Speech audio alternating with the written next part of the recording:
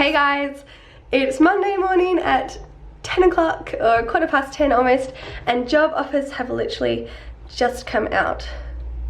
I got my first preference, which was the Launceston General Hospital. First day of work is Tuesday the 2nd of January. My position at the Launceston General Hospital will officially be Medical Practitioner Level 1, in parentheses, intern. It'll be 76 hours per fortnight. It'll start on January the 2nd, 2018 and end on January the 14th, 2019. Oh my gosh, 2019. Jeez. Yeah, so that's really nice. I personally think there are a lot of benefits to being in Launceston, and I am undoubtedly biased as well. I grew up here and I love it here. I feel like it's a really nice balance. You guys are probably interested in what the salary is too. Hey, so as a first year out doctor, for my 76 hours per week, it says the current salary is $64,960 per annum. That's what an intern earns at this point in time at the Launceston General in Tasmania, and you do overtime on top of that inevitably, and so your salary bumps up higher, but you get more and more tired. I have 5 days to accept the offer. I'm probably just gonna do it now, to be honest. Don't really have any reservations. Yeah, this is a really nice feeling. Get back on with my day. I'm just sitting here at the moment doing some study. Coffee, Vermilions, a huge coffee. Some makeup on it, because I'm just home this morning. And yeah. I am actually home. It is Monday. It's my first day of my emergency department rotation. Welcome to the vlog. This is the first day of the term, but I actually have Monday off on my roster. So in the emergency department for your med school rotations, you actually do shift work. It's actually not ideal to have this either because I have work on Saturday. Since I've been sick for the last week, I haven't been teaching my classes at gym for the last week either. I don't know what is happening, but it is wrecking me. Yeah, I'm gonna be able to get to my Thursday night class, but I'm not gonna be able to teach my Saturday morning class again, which really sucks. I'd rather just work today at the hospital so that I could have Saturday off to work on Saturday morning, but first world problems. I think some important advice to give coming into med school is knowing that you're going to lose a lot of control of your free hours in your clinical years. In the first few years of medicine, you do have a lot of flexibility outside of those standard full-time hours, and you can go and maintain a casual or even a part-time job in that spare time that you have. They're your own time, and you study when you like, do whatever when you like. You can even miss lectures when you need to and then get the lecture notes online and try and put them together yourself without actually having the talk. A lot of lectures tend to be recorded now, hopefully. I think most schools do that. When I was doing my first 2 years at med school, miraculously, that actually wasn't done. So if you missed a lecture, that was it. There was no recording of it. You just had to go and work out the slides, which sometimes would just be basically titles or unlabeled diagrams and things like that. So you had to go and try and repiece that back together if you couldn't make it to a lecture because you had another commitment, or maybe you were just unwell or not feeling it that day, catching up on study or for whatever reason. But when you come into the last few years where you're doing your clinical placements, which will generally be the last 2.5 to 3 years if you're doing a 5-year degree like me, or the last 2 years if you're doing a 4-year degree. In your clinical years, you'll work at least full-time hours or more at the hospital, that is. While you could then schedule your own casual work around that, the hours can be really unpredictable, and they can change not only rotation by rotation, but day by day within a rotation. So some days you can be finishing early, like for example in medicine I would finish at 3 o'clock. I could then go to work from 3:30 or 4 elsewhere, but then some days on medicine you won't finish until 5:30, and that's the same with surgery, except for you have to do all those extra on-call shifts, which means that you're just completely wiped out for 16 hours of time being awake for 1 or 2 days a week. I've only been able to maintain the work that I'm doing because I've had really flexible and understanding employers, and I imagine that would be really rare. My bosses are my friends, so they're very understanding. So yeah, if you're coming into med school, it might be very difficult to maintain a casual or part-time job depending on your employers. So that's something to think about. Perhaps if you're working in the first few years, I don't know if it's possible, but if you can somehow save enough money to keep you going through the last 2 years while you finish your degree. Yeah, group fitness instructing is a bit of a passion project for me. I really do want to be committed to the members that come to the class. This year I've certainly missed much more than I'd like to, with having to do my rural placement at Swansea and then going into surgery with all those extra on-call hours. Medicine was much better. I feel like I got back into the normal swing of it in the last 6 to 8 weeks while I was on my medicine rotation. And now ED is giving me some funny shifts for the next 2 weeks, which mean that I'll only be able to do one of my 2 classes for the next 2 weeks. So yeah, it's a bit sad, but again, first world problems. And I'm very lucky that I don't rely on that income, and I really wouldn't want to be in that position. I imagine it would be extremely, extremely hard. So yeah, just something to think about when going into your med degree. Try and have some savings in the bank for when you lose a bit of control of those extra hours. I'm gonna keep studying. What I'm doing today is I'm going over the OSCE cases that we did yesterday, our practice session, and making sure I know all the stuff I'd like to and have a little system for each of them. Then at 3 o'clock, I'm going to go do some more practice OSCEs with Duncan. We're actually gonna do a bit of a marathon. We're gonna do 6 OSCEs each.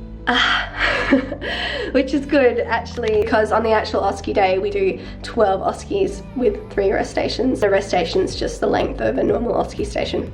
So need to build a bit of endurance, mental, emotional endurance more than anything else. Then hopefully I won't be too wiped out. It'll probably take 2.5, 3 hours depending on how long we take for feedback and chatting about the stations. And then hopefully I'll have a bit of energy to come home and start looking at my deficits from the ones that we did today. You do this to yourself. Why?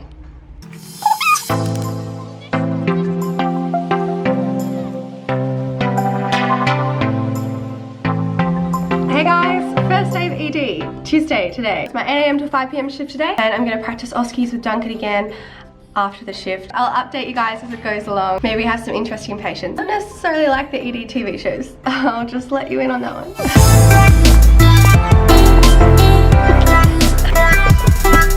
In the other rotations, students were generally assigned to a reg. So a reg is a person who's in their specialty training. So that would be a doctor that has picked ED as their specialty that they want to do, but they haven't finished their training to be a consultant yet. So they're learning specialists basically. In our case, there only seems to be 1 or 2 regs on per shift, and on top of that, we've actually got extra students because, so I'm an extra student because I should be doing my surgery rotation right now because, I don't know, I probably haven't mentioned it to you guys, but I flipped my rotations around so that I could do surgery in Lundsestin, hoping to be able to go to Lund in a month's time from now. This is me, I'm actually an extra on this rotation.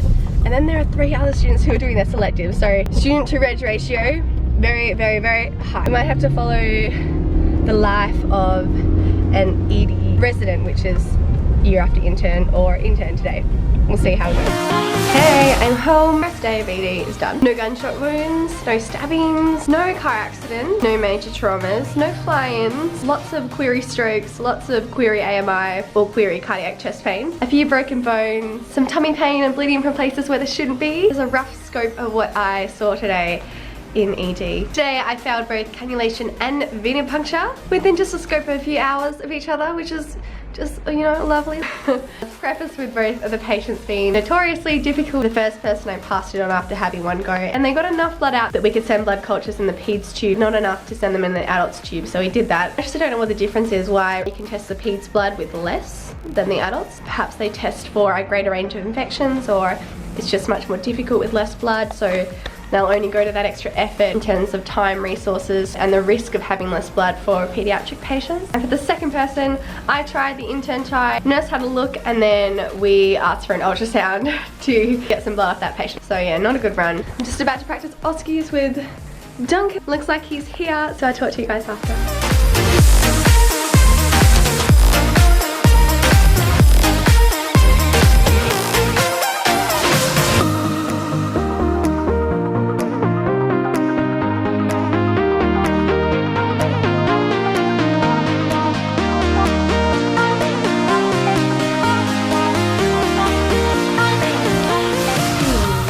OSCEs with Duncan.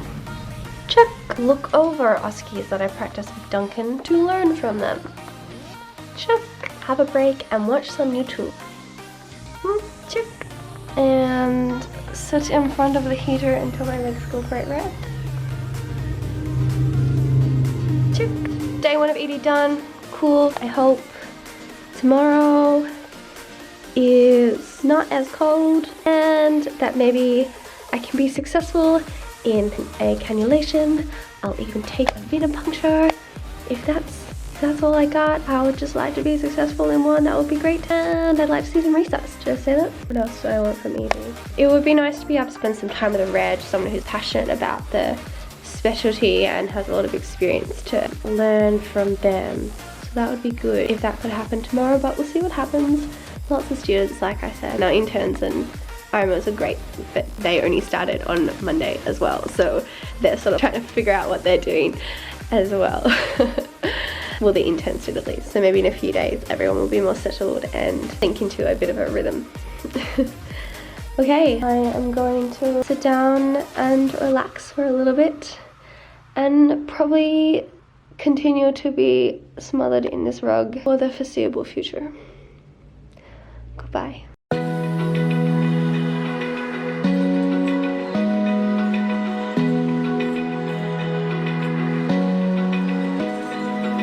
Open eye, feel the waves cut through me, hypnotized by the sounds I'm breathing in. Hold tight, chemicals collide.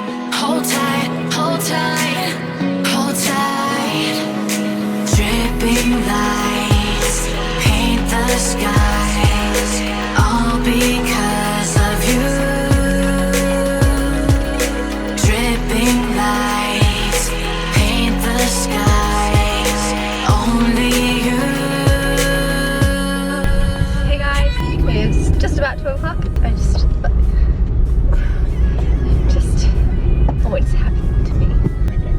I just became a gangster. Just about 12 o'clock, so I've just come off for lunch. I also went and got my testing quickly done at the lab in the hospital for my infection screen for going to Lund. They just want to make sure you're not a high-risk visitor coming into the hospital. You have to do it again once you get there too, a week before we start, so that we can get the results before we actually go in and start doing our placement. Now we're going out to lunch and we're going out to a cafe again. We haven't been going out to a cafe for the last sort of week or so because instead we've been going home so that I can try and do an Oski at lunch just to make sure I get a little bit of practice in. But yeah, this lunchtime we're going out because we've just got lots of little tasks that we can easily do with the distractions of the coffee shop. So we've got an email to respond to together. I need to send out a names list to our cohort at the Launceston Clinical School just to make sure that everyone's name is right, because I want to put our names on our hoodies and any appropriate nicknames. I'm going to accept my job offer. I just need to have a thorough read through the contract, and I'd love to just punch in my first few logbook patients now because I didn't do that yesterday at lunchtime, and before this I was doing it at lunchtime and it was working really well. Yeah, I'm gonna do that and yeah, we'll get that done now, won't we? Mm-hmm. Yep. Oh yeah, so this morning in the ED we had a few cardiac arrhythmias. First we had SVT in a person with a background SVT, which usually resolves with verapamil for them. So we started off with a dose of verapamil, but it's ineffective and she was hemodynamically stable, and so she ended up getting adenosine. And then we had another patient came in with AF. She was rapidly flipping into this tachycardia 160, 170, and then back down to about 70, 80 beats per minute. When she flipped up to that 170, 180, it almost looked like it was VTAP, but it could have just been SVT. We had to talk to the reg about it in the end, and he said he wasn't sure. He said potentially wasn't AF at all. We'll have to see what happened with that after lunch. They didn't end up shocking her, they gave her amiodarone. I saw a classic shingles rash on a not so classic patient. This boy was just 7 years old, generally healthy, had his chickenpox vaccination, but he had this dramatic vesicular rash along his left T4 dermatome. So that was good to see. I actually haven't seen a shingles eruption before. And I saw a digital block for a tradie who had cut the base of his 5th digit through his glove with some scrap metal. So they gave him a block and stitched him up. Alright, we're gonna go and get these little tasks done. Right? Mm-hmm. Right? Mm-hmm. Right? Mm-hmm.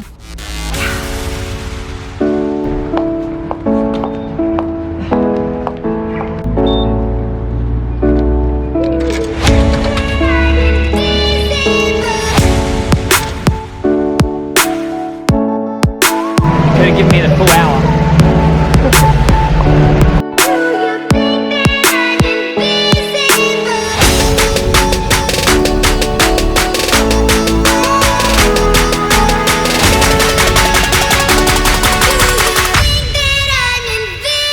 Hello, I'm home. It's just gone 5:30. Duncan should be here any minute to practice Oskies. I did my 8 till 5 today and told you about the morning. In the afternoon I took a history exam and presented to Ranch. and it was a lady with a full-on head strike. She's 89 next week, so we sent her off for a CT brain. She had a big hematoma and a 10cm deep lac down to the aponeurosis. So a reduction of a Colles fracture. And then we also had a motorbike versus car trauma. The guy had a compound tubular fracture. So they came down and packed him up to go to theatre this evening. He was a funny guy.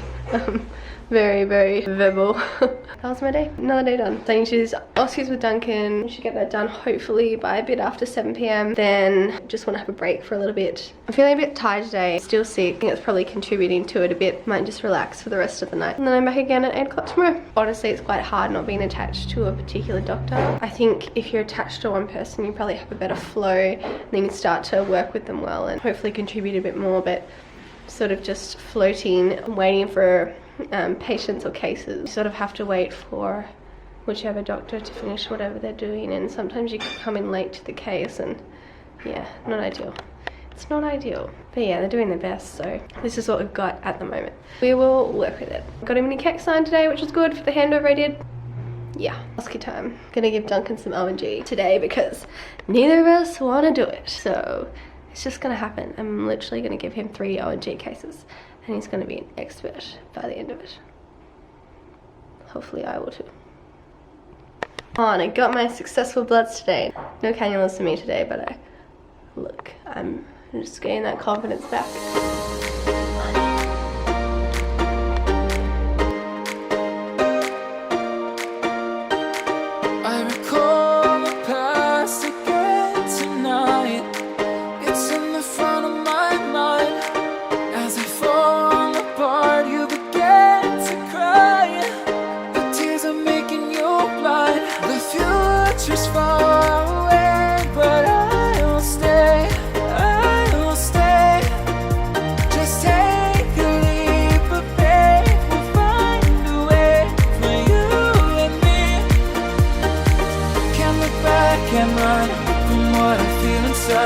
There's no more time to hide, because I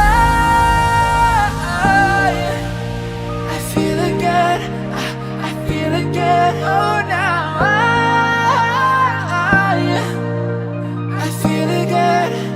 We're bringing this back to life. How are you all? We had it's live, in case you're wondering. Had a bit of a different morning today, so it's Wednesday. No, it's Thursday. Thursday, but it's day 3 for me. This morning there were 2 students on and we got placed with nurses. And so we are seeing a day in the life of a nurse in the emergency department. And it's really good because we got like an orientation around the emergency department in terms of like where everything's kept and what's the protocol when the patient comes in, what the nurses do and what the doctors do, and where the doctors can help the nurses when required, and vice versa. So that's today. My nurse is really nice. He clearly knows his stuff. He's been around for more than 10 years, because 10 years ago he did his extra training. I think it's a certificate in emergency, which is postgrad for nursing. Then as interesting patients came in, we went and saw them as well, so we detached for a little while. Overnight there was a girl who had a peritonsillar abscess, which is quinsy. This 20-year-old had a history of recurrent tonsillitis, and this time it was a swelling that was obstructing a lot of her airway. She began to breathe through her nose rather than her mouth. She was drooling. It's a unilateral mass, but then the ENT surgeon came down to the ED to drain it. They tried to aspirate and they tried to incise with a scalpel, and no pus was found. So it might just be really severe tonsillitis, but they said that things for a quinsy are that it's unilateral and she has a bit of trismus, which means difficulty opening a drawer.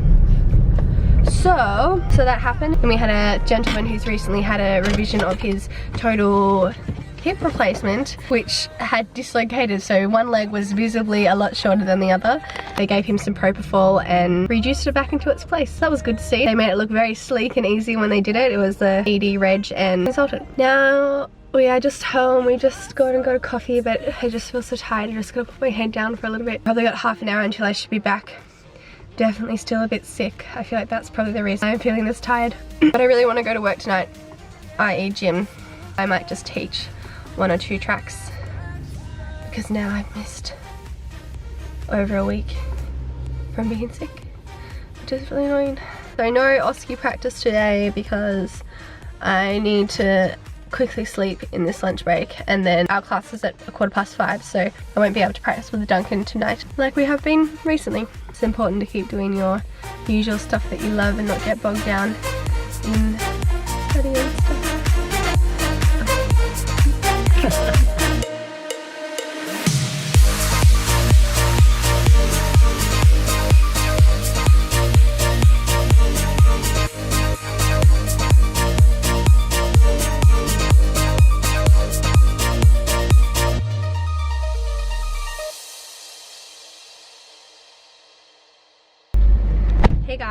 Monday morning and it's my last ED shift for the week. Because it's Saturday and it's close to exams, one of the groups that I practiced Oskies with is actually doing a session today at 9 o'clock.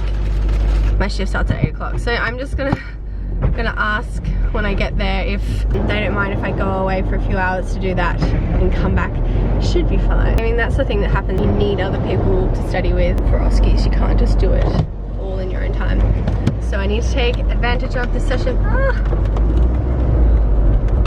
That's not gonna open. Our whole car is just frozen. It's on an icicle. This window won't even open. Okay, I'm just gonna stop for a minute. Fix this. Yeah, so this is my last 8 to 5 shift this week, and then I have Sunday, Monday off. And hopefully I'll get to go and do this practice Oskies in an hour or two. Not ideal for my shift, but it's really good for us to be able to practice in a group like that. So I didn't get to go to body pump today, which is sad, but Aaron's gonna get things done.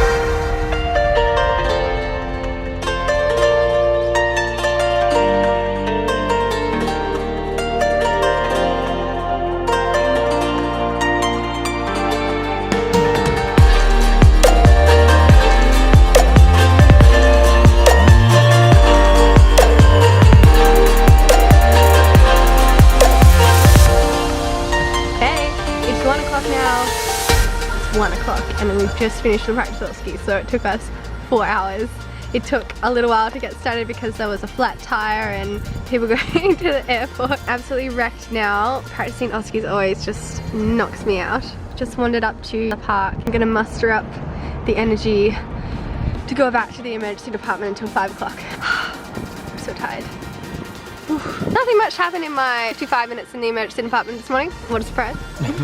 Took a history from a guy who was out for a 6 AM run on a morning where there is snow on the mountain that I'm looking at right now. And poor guy just probably couldn't feel his toes, lost his proprioception. No, he said it was just a pothole. He tried on a pothole, inverted his ankle and massive swelling. When you assess a injured ankle, you do the Ottawa rule. I'll link them below. Assessing for tenderness at different places, and it tells you whether or not you should order a x-ray of the ankle about assessing fracture risk. Quickly reported that back to the Reg and went to Nick's and did some Oskies. There are 14 of us, so we did 7 Oskies each and then swapped. So 10 minutes per Oskies, the time adds up pretty quickly. It's really good to practice. I feel better each time I do it, especially when you pick up on things that you didn't know often. Okay guys, I will see you, you know when.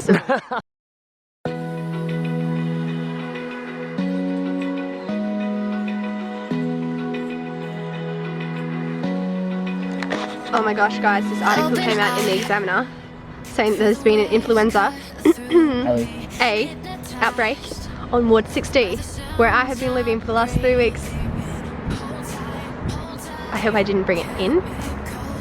Yeah, I think I did because I was like, they said it was from out. Actually seriously can be a problem though, because flu's not a problem for us. We get a little bit knocked about, feel a bit down from it. But in an immunocompromised patient, it can cause serious complications. So it is a big deal. Let's go for a walk and then I'll probably feel better and then we can go back. Yay! You can make me move. You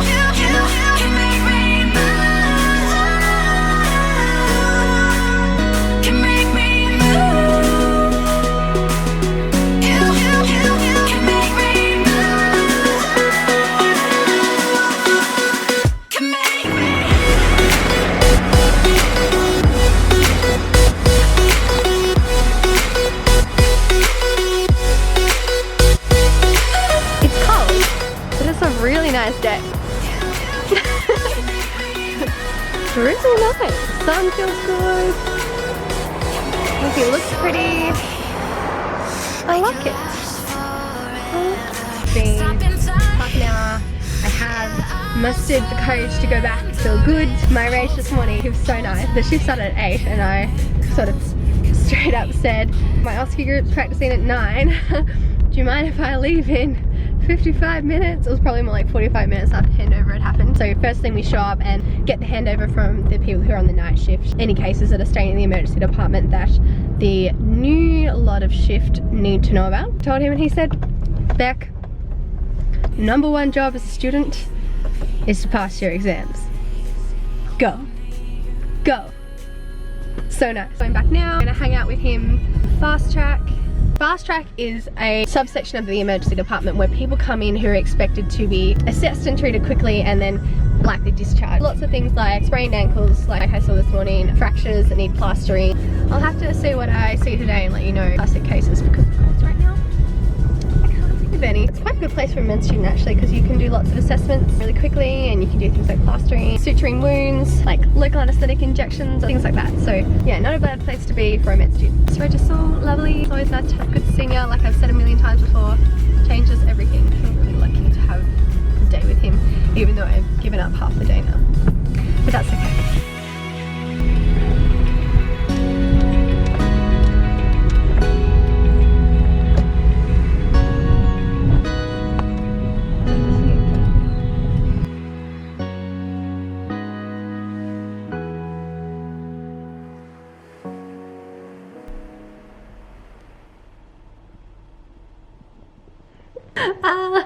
I'm home, in bed, I am tired. Oh, I'm so tired. It is about 6:15. Raced home just after 5, gotten some food and gotten to bed. And I plan to stay here all night.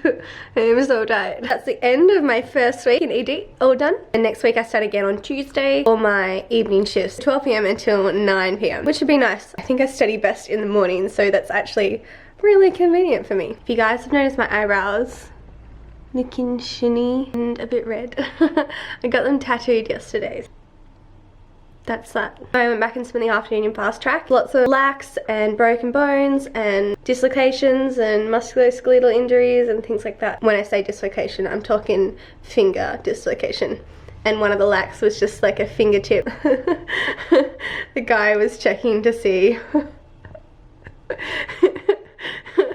if the metal was sharp or not. It was sharp. He came in because he was worried there might be a bit of metal in his finger. They sent him for an x-ray just to double check there wasn't any like fleck that came off. He didn't need any stitches. I took a history from a young 15-year-old guy who punched a wall instead of punching his brother. That was apparently the alternative. That young boy had an angulated fracture of his 5th metacarpal. I can't show you. Metacarpal is, so these little 3 little bones that I'm bending here for you, they are phalanges. The long bone, like that, is a metacarpal, and then down the base of the wrist are the carpal bones. So he had a fracture at the distal end, so distal meaning far away from the body, the distal end of his metacarpal bone. And angulated just means it was tilted one way. It was tilted about 45 degrees. So we just put a slab on that to keep his hand in position. I think it's like a, what is it, a volar cast? Something like that. And he's keeping that for a week while he waits for an outpatient clinic with plastics. There were 3 more of those punch something, get a fracture. That's the classic fracture. That one that guy got, it's called a boxer's fracture from. And it was a middle-aged lady who slipped at home and fell back on her shoulder, which she already had problems with both her shoulders. It sounded like she had a background of an impingement syndrome. So some of the tendons in her shoulders were inflamed. When she fell, she potentially strained them a bit more. Clinically, they weren't ruptured. You should lose function, lose the range of motion that a tendon is responsible for. So yeah, I did some hand exams and a shoulder exam, which is good. They're pretty classic OSCE ones, hand and shoulder, that you can learn.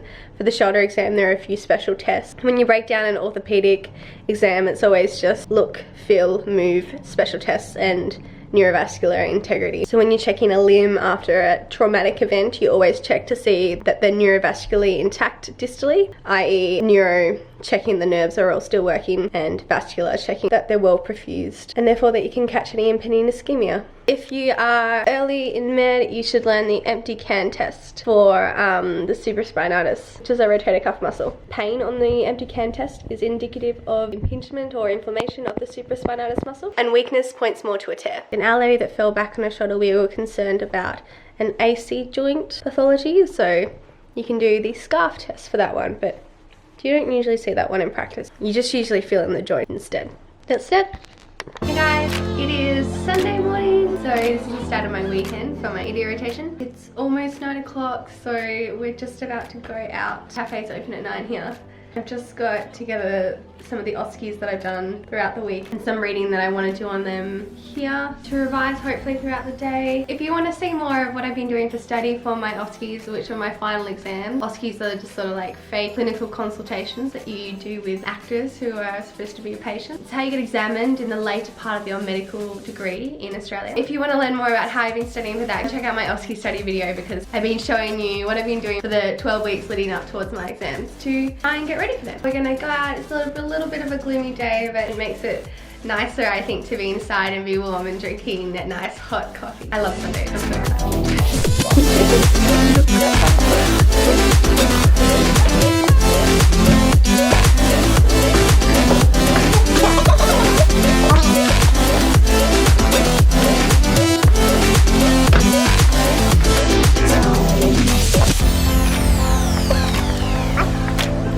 Pleasant low.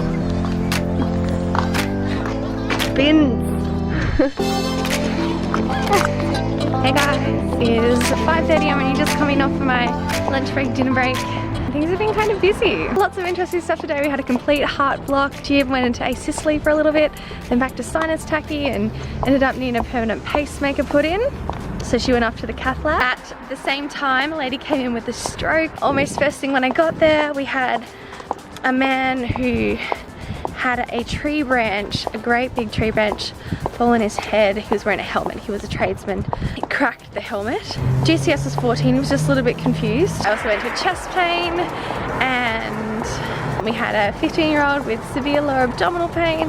So of course you think about ectopic pregnancies. What else? I know there are other things. Look, I'm sure I'll think of them later.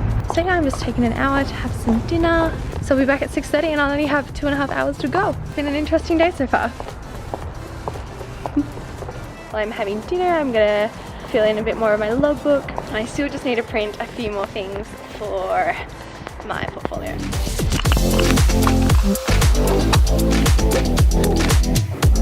Here I am. End of Thursday. It's 9:02. Just visited in the car with Aaron for half an hour. So I came home a little bit early. I have not been able to stop crying. I'm definitely more tired than I realised. The trigger though was this patient, poor thing. Angry patients, I don't expect to be too uncommon. It's something that you need to learn to deal with. And I feel quite confident in it, apart from when I'm tired. When I'm tired, things get to me that wouldn't usually, and I don't cope well with stressful situations when I'm tired, but that's the problem, because as a doctor, notoriously, you'll be very tired, particularly in your junior years. So I'm going to come up with a strategy for this. I'm probably not going to come up with that strategy tonight. We're probably going to watch an episode of TV and then go to sleep. But it's not the first time I've cried in medicine. And it will not be the last.